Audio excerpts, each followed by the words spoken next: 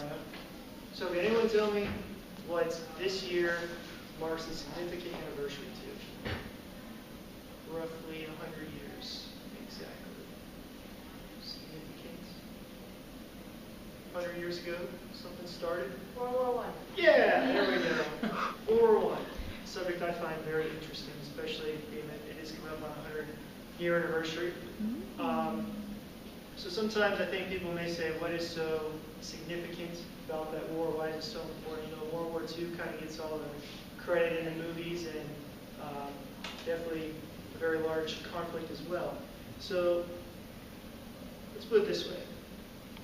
Over 16 million people died in World War I, and over 20 million of them were wounded, so that totals roughly 37 million. We're talking roughly a million people here. That's a lot of people. So right now, in today's population of America, we have 317 million people in the United States. So if you took that 37 million, the ratio, and applied it to today's United States population, 317 million, that means that roughly 1 in every 9 people in the United States would be dead or severely wounded. So like, in this classroom, there's a good chance that Lauren would have a leg off.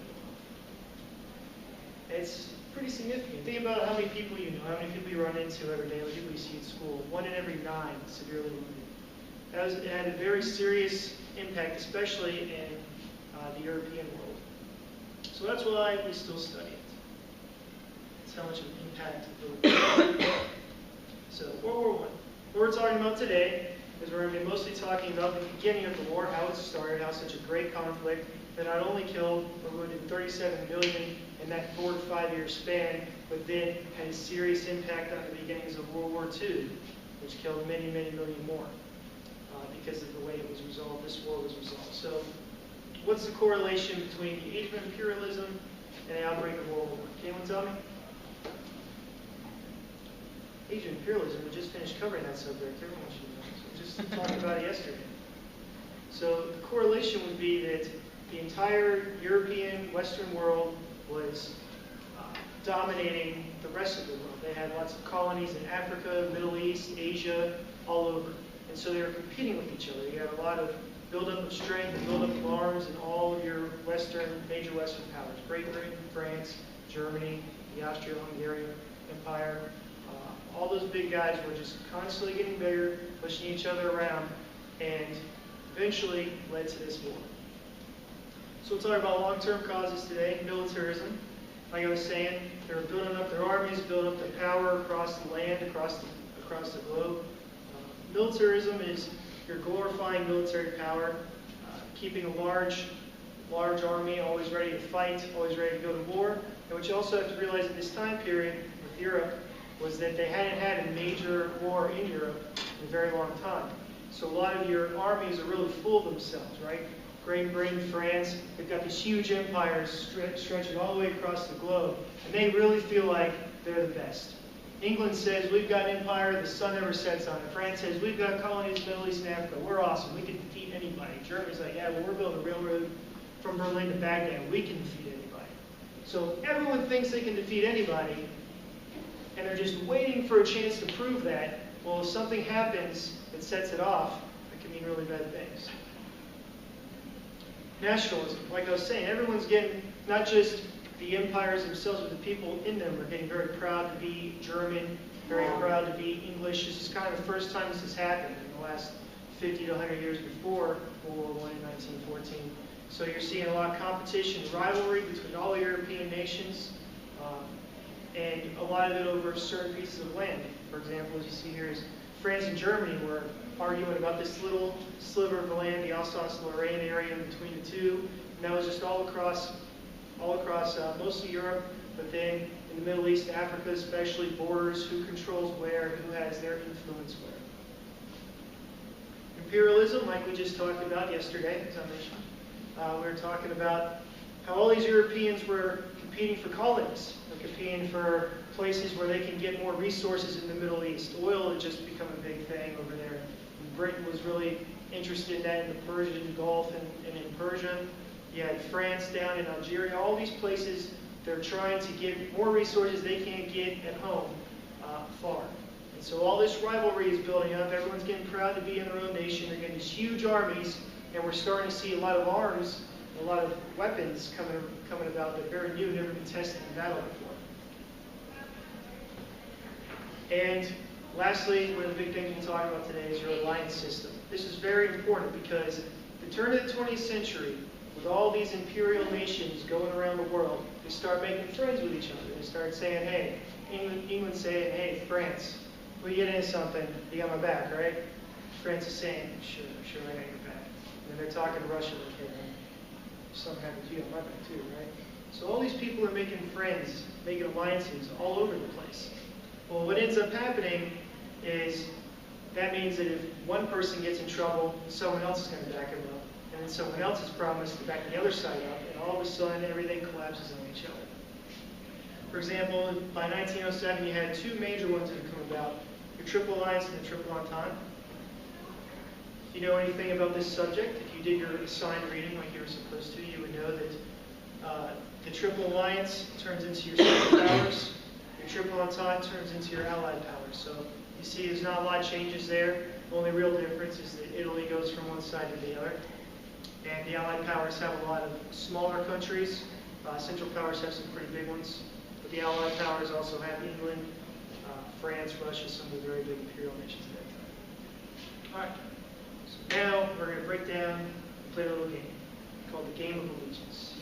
So I'm going to need to take some of these desks. Everybody needs to get up. If you wouldn't mind helping me put the desks in a circle. Just grab the desk and get 5 desks. And then it's going to be in the center. All right, so let's put this one over here. Sorry. 1, 2, 3. This one over here. And then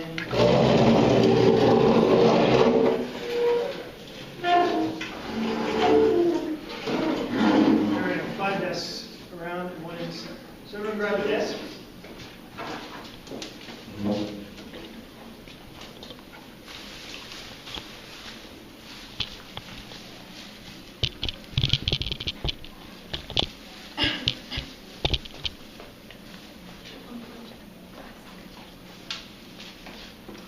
Switch it up.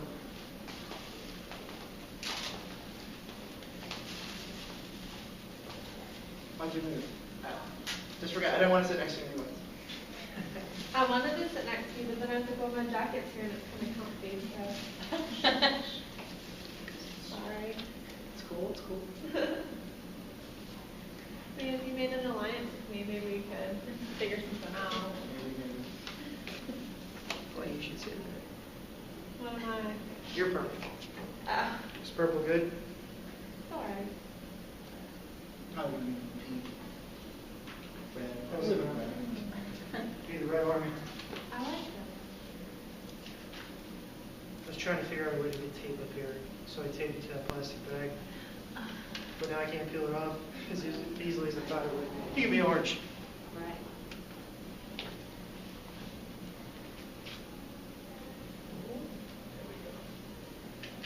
Now, ideally we have 6 people here.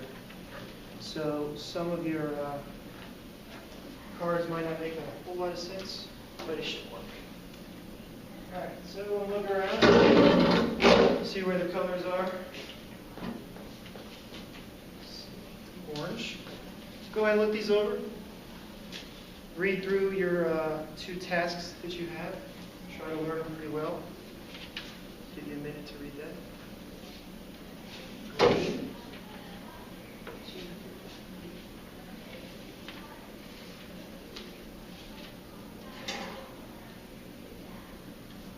I'll go ahead and be team.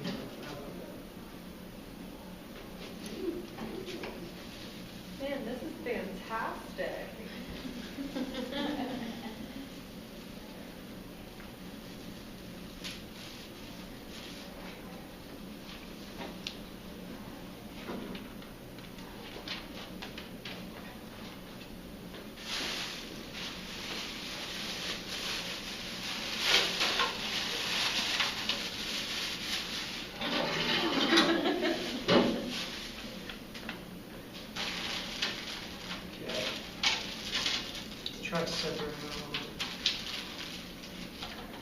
All right, so if you read your cards, you probably noticed that you are teamed up with certain people. Take the run pen. And what we're going to do is we're going to go around, starting with me. I'll go first. And I'm going to get up, and I'm just going to grab a piece of candy. And I'll come back, and I'm going to keep it. Once I sit down, Lauren's going to get up. She's going to grab a piece of candy. And when she does, she's going to say, purple, grabbing Swedish fish. And I'm going to say, yellow, grabbing agave. Once I've sat down, she goes. When she sits down, you go. It's very important that as soon as a person sits down, you get up, you get up. You got to keep the circle going. But at the same time, you have to follow your tasks. So that's why we're all going to announce who we are and what we're grabbing, so everyone can pay attention and get what they're supposed to get. If we have a task, right when the person gets whatever they're getting, we can do our task? That's right. We need to, okay. We have to do it before they sit down? No, there's no rush on that. The only important part is that you have to get your candy. Don't get distracted doing your task and forget to get your candy, or you won't get your own bits. So if you're running around doing stuff while she's getting her candy and sitting down, you're going to miss your chance to get something for yourself. Okay, so I'm Team Yellow. And I'm going to get some Whoppers.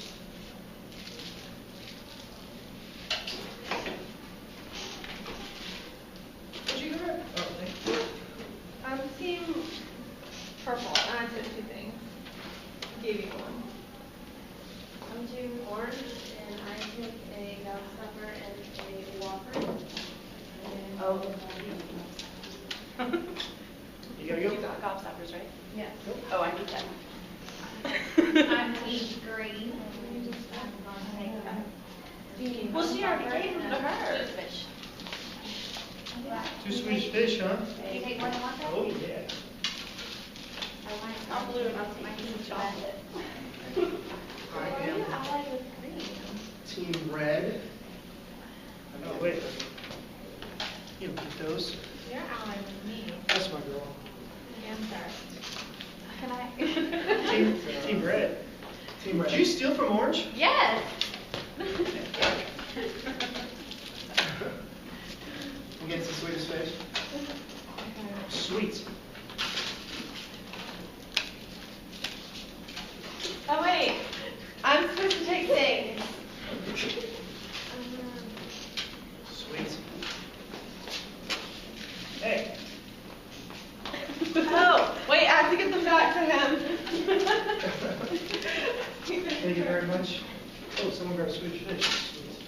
What'd you grab? Whoppers. Oh, I'll grab it. Don't forget to go. You gotta go. It's my turn. It is my turn. And it's your turn.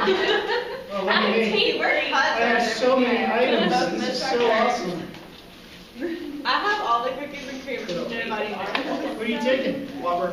Right to the Whopper? Oh wait, I take 2 things. Oh, it's my turn. Sweet. Oh, Swedish fish? Oh, I get to grab more stuff. This is awesome. I have so many items. I'm taking them all back. You might as well not even put them down. Wait, there's one more. Am I supposed to be helping Swedish my fish, sweet. alliance? What are you taking? Are you taking a Whopper? Yeah, it's in Whoppers. Okay, that means I It's your turn to grab something. Oh, more Swedish fish, awesome.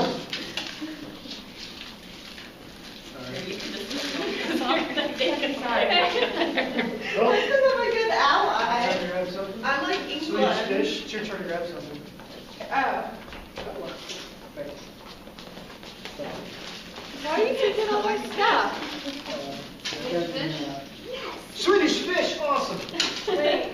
Oh, I'm Gobstopper for you. I'm just Gobstopper for you. I have an ally. I'm sorry, ally. I'm It's your turn to go. leaving you abandoned. Was that your turn? Oh.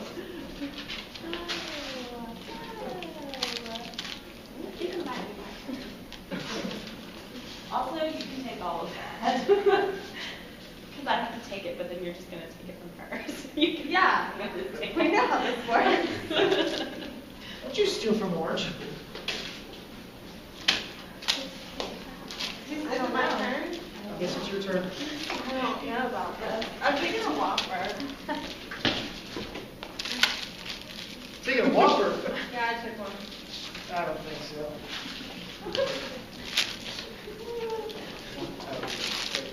That's good. Get off.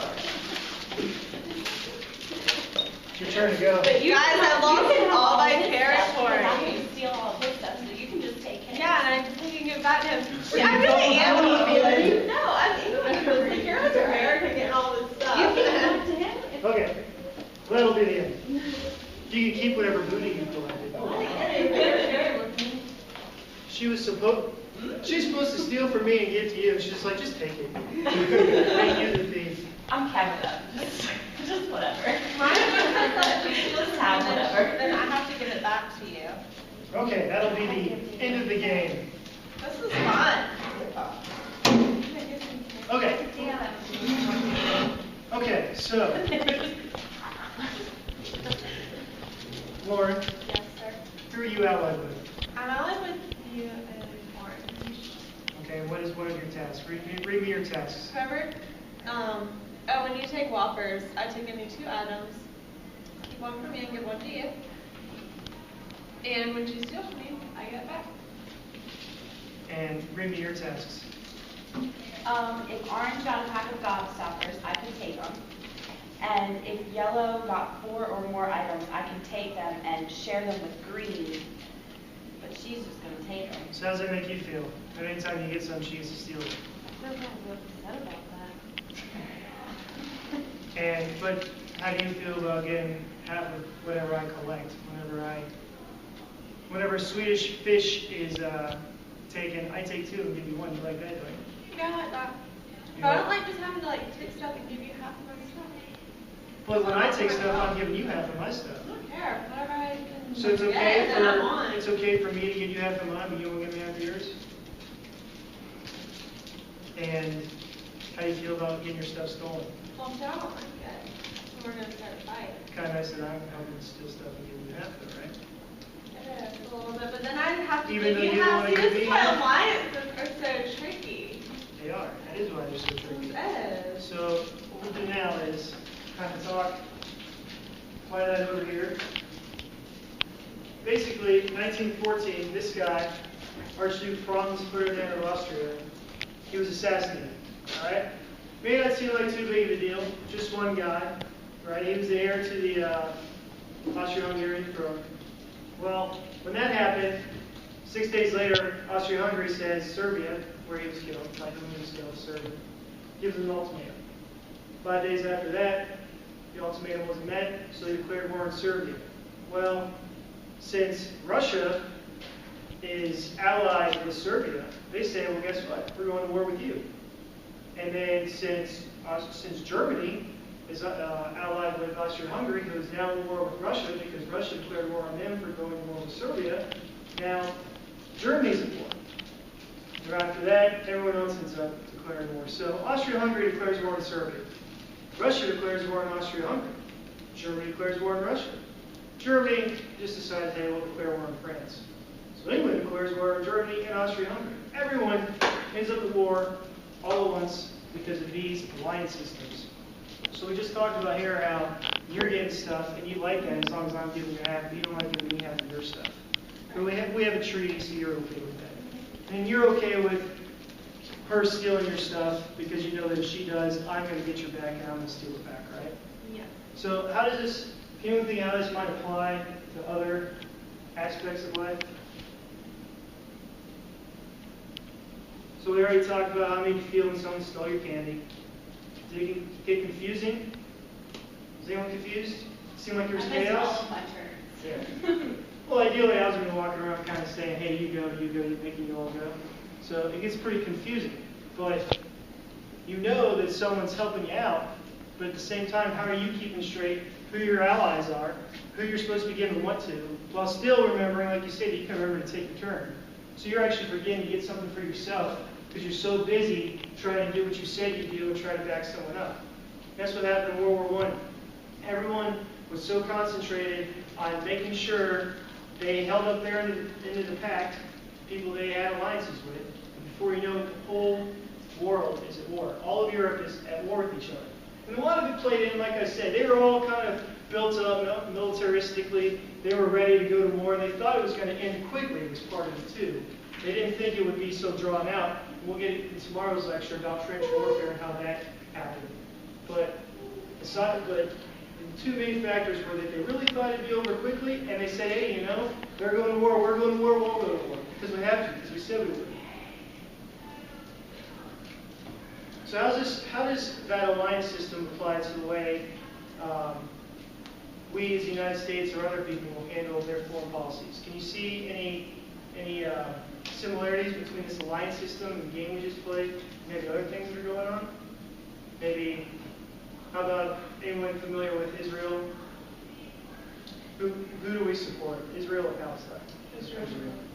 Has there been any time that you know of in the last 50 years that has almost cost us a lot? So in the Yom Kippur War in 1973, we came really close to going to war in Israel because they were at war, because we supported them, because we said we back Israel, and if they go to war, well, we got your back. We didn't necessarily say we'll go to war with you, but we supported them. And because of that, we came that close to being at war. My father was actually in the 82nd Airborne at the time, and he was sitting on the tarmac on the plane ready to jump into Israel. We had all of our guns ready to go at that time because things get really heated. During the Cold War especially, when you had all those countries allied with Russia or with the USSR, people allied with us, and if things went the wrong way, before you know it, Russia crosses into Poland, we are in Germany, we cross into Poland, we fight them, and then everyone else came up at war. There was a lot of what people thought was going to happen when World War III was going to break out. So we're talking about Israel. How about the current situation in Ukraine? And we see how that applies too. I mean, right now, Ukraine, they're their own country. They're doing their own thing. When Russia's getting involved, and we're saying, well, if Russia gets involved, we might have to get involved. We're going to the UN, and when the UN's saying, well, maybe we need to do this, we need to do that. And why? Because it's all these nations together trying to look out for their own self-interest while at the same time trying to look out for other self-interests. We are self-interested in Ukraine because really it's going to benefit us. There's been plenty of times in United States history that there's been countries who have been at war or have been going to war, things have happened that we haven't been as interested in as we are in, say, Ukraine right now, because it's beneficial to us. So by the end of 1914, not only Europe was at war, but the whole world, because of all the colonies, like we mentioned, Asia, Middle East, Africa. Everyone in Europe was at war, and all the colonies were at war, and everyone got involved. That's why it was known at the time the Great War, and then World War I. So in our next lecture, we'll get into some of the stuff we're going to see here. These are soldiers wearing gas masks in the trenches. Trench warfare we'll talk about tomorrow.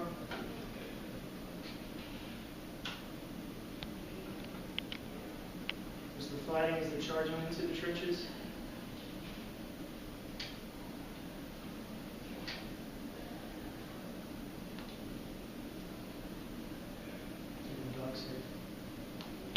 Like I was saying, with the new modern weapons that are coming about that never been tested, this is the first introduction of planes, aerial battle, called dogfights, one of our vocab words for tomorrow.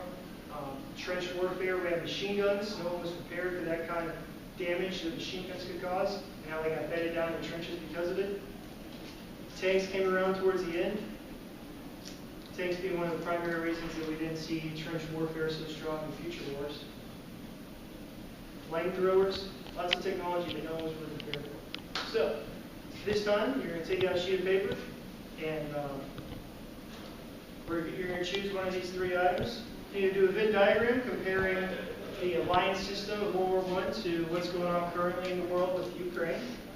You can pretend you're a journalist and write an article of 7 to 10 sentences from the American perspective as to what was going on in 1914 when the war was breaking out. You might maybe write about the alliances, who was allied with who, why they were going to war, what happened. Or you can create a Ratbird jingle and perform it for me, without being proud. Minimum 10 minutes. You got about 10 minutes to work on that. Make sure you turn in your desk before you class.